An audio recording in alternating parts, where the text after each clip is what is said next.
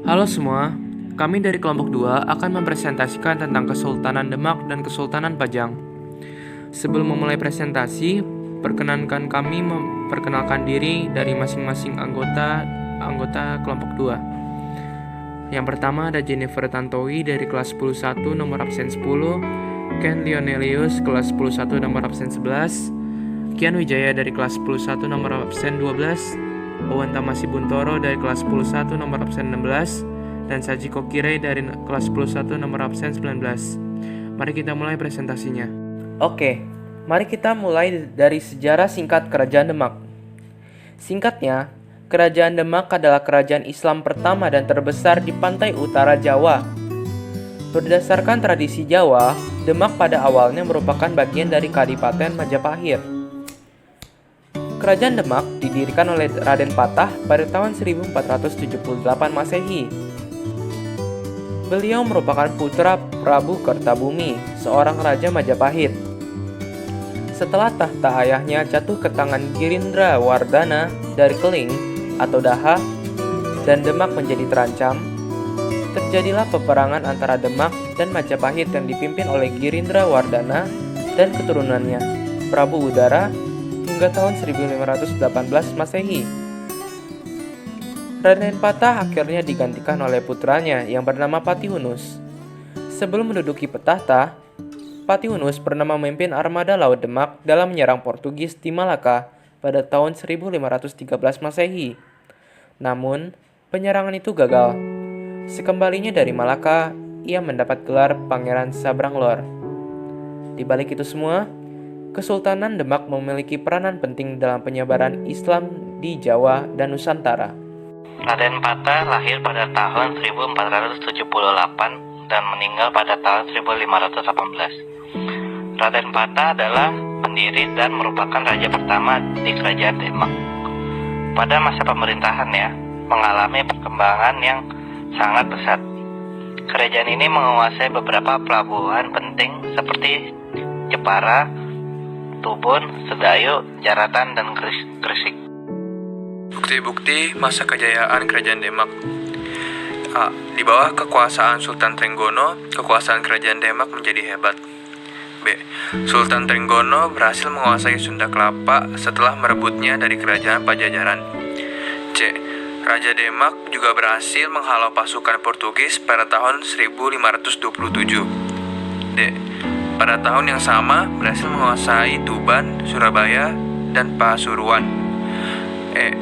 Pada tahun 1529, meluaskan kekuasaan dengan menaklukkan Madiun. Tahun 1545, menguasai Malang dan Blambangan. Bukti-bukti masa keruntuhan Kerajaan Demak. Penyebab utama runtuhnya Kerajaan Demak pada pertengahan abad ke-16 adalah A.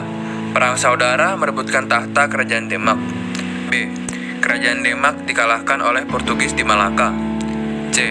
Kerajaan Demak dihancurkan oleh pasukan dari Panarukan. D. Perang saudara antara Demak dengan Majapahit. E. Tidak ada raja yang pandai dalam mengendalikan pemerintahan. Berikutnya saya akan menjelaskan tentang peninggalan Kerajaan Demak. Peninggalan yang pertama yaitu pintu beledok atau pintu petir, yang merupakan pintu yang dilengkapi dengan pahatan yang dibuat tahun 1466 oleh Ki Ageng Selo. Dari cerita yang beredar, pintu beledok ini dibuat oleh Ki Ageng Selo dengan petir yang tersambar memakai kekuatan supranatural yang dimilikinya, yang ia tangkap saat ada di tengah sawah. Yang kedua adalah Masjid Agung Demak. Masjid Agung Demak ini didirikan tahun 1479 Masehi, yang kini sudah berumur sekitar 6 abad tetapi masih berdiri dengan kokoh, sebab sudah dilakukan renovasi sebanyak beberapa kali. Yang ketiga ini adalah makam Sunan Kalijaga. Sunan Kalijaga itu wafat tahun 1520, lalu dikebumikan di desa Kadilangu berdekatan dengan kota Demak. Makam Sunan Kalijaga ini sekarang menjadi sebuah situs yang sering didatangi oleh peziarah dan juga wisatawan dari berbagai wilayah di Tanah Sir, dan juga menjadi salah satu peninggalan dari Kerajaan Demak. Kesultanan Pajang. Sejarah singkat dari Kesultanan Pajang. Kesultanan Pajang merupakan kelanjutan dari Kerajaan Islam Demak. Kesultanan Pajang didirikan oleh Jaka Tingkir. ia adalah menantu dari Sultan Trenggono. Jaka Tingkir menjadi Sultan Pajang setelah merebut kekuasaan Demak dari Arya Penangsang. Jaka Tingkir mendapatkan gelar Sultan Adiwijoyo.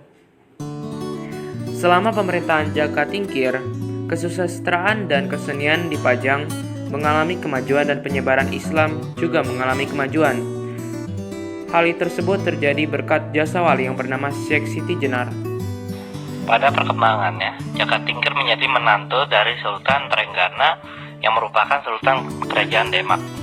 Setelah berkuasa di Pajang, ia kemudian mendapat gelar Hadiwijaya. Jaka Tingkir berasal dari daerah Pengging di lereng Gunung Berapi. Jaka Tingkir juga merupakan cucu dari Sunan Kalijaga yang berasal dari daerah Kadilangun. Di bawah pimpinannya, kerajaan ini mengalami beberapa kemajuan. Masa kejayaan Kerajaan Pajang. Pajang di bawah Jaka Tingkir mampu mempertahankan wilayah inti Kesultanan Demak di Jawa Tengah dan Jawa Timur. Pada masa pemerintahan Raja Hadiwijaya, mulai banyak raja-raja kecil yang tunduk padanya. Selain itu, ia juga memperluas daerahnya sampai Madiun, aliran anak sungai Solo yang besar, Blora, dan Kediri. Pada tahun 1581, ia berhasil mendapatkan pengakuan sebagai Sultan Islam dari raja-raja penting di Jawa Timur. Sultan Pajang mulai melakukan perluasan kekuasaan sehingga beberapa daerah sekitarnya antara lain Jipang dan Demak sendiri mengakui kekuasaan Pajang. Demikian pula ia meluaskan pengaruhnya ke daerah pesisir utara seperti Jepara, Pati, bahkan ke arah barat sampai ke Banyumas. Selama pemerintahan Sultan Adiwijaya, kesusastraan dan kesenian yang sudah maju di Demak dan Jepara lambat laun dikenal di pedalaman Jawa. Masa keruntuhan Kerajaan Pajang. Sepeninggalan Sultan Adiwijaya pada 1587, Kerajaan Pajang ditaklukkan oleh negara bawahannya yaitu Mataram. Pemberontakan Pajang terhadap Mataram pada masa pemerintahan Sultan Agung telah menghancurkan Pajang untuk selama-lamanya. Pemberontakan ini terjadi pada 1617 sampai 1618 dan memperoleh dukungan dari pihak-pihak yang tidak puas di Mataram. Sawah-sawah di Pajang yang padinya sedang menguning dibakar habis oleh pasukan Mataram. Selanjutnya saya akan menjelaskan tentang peninggalan Kerajaan Pajang. Peninggalan Kerajaan Pajang yang pertama adalah Bandar Kabanaran. Bandar Kabanaran adalah sebuah bandar yang berkembang saat masa kejayaan Pajang yang berlokasi di tepi Sungai Jenes, yaitu anak sungai Begawan Solo. Terletak di Jalan Nitik, RT 4 RW 1, Kelurahan Laweyan, Kecamatan Laweyan, Surakarta. Yang kedua adalah Pasar Laweyan. Daerah ini dikenal karena penduduknya yang mayoritas menjadi pedagang batik. Nama Laweyan sendiri digunakan dalam menyebut kelompok tertentu yang dikenal sebagai kaum yang kaya atau Wong Lawiyan. Yang ketiga adalah makam para bangsawan Pajang. Di pemakaman ini terdapat 20 makam, di mana salah satunya adalah makam Ki Ageng Henis yang merupakan salah satu perintis berdirinya Kerajaan Pajang. Makam-makam tersebut banyak dikunjungi oleh para wisatawan seusai menunaikan ibadah di Masjid Laweyan. Sekian presentasi dari kelompok 2. Terima kasih atas perhatian yang diberikan dan semoga informasi yang kami berikan dapat bermanfaat bagi Anda semua.